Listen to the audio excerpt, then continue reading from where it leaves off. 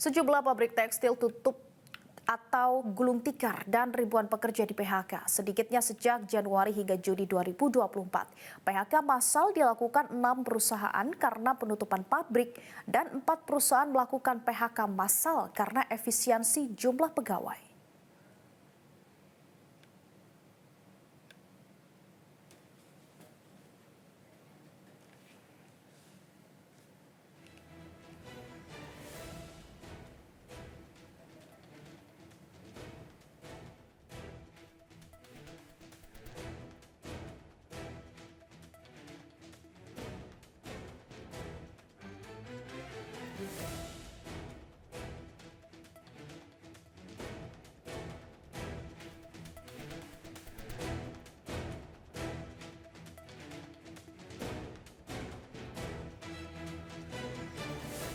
Bisnis pakaian bekas atau thrifting kian marak, menggerakkan ekonomi masyarakat menengah ke bawah, tapi justru menjadi ancaman industri lokal.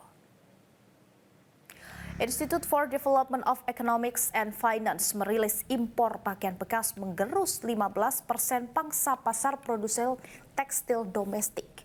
Impor pakaian bekas juga memicu persoalan lain, yakni bertambahnya tumpukan sampah. Pakaian bekas yang dibuang adalah sampah yang sulit dimusnahkan karena mengandung bahan kimia tertentu yang sulit terurai. Untuk itu tetap perlu upaya serius untuk menahan impor pakaian bekas yang masuk secara legal maupun ilegal.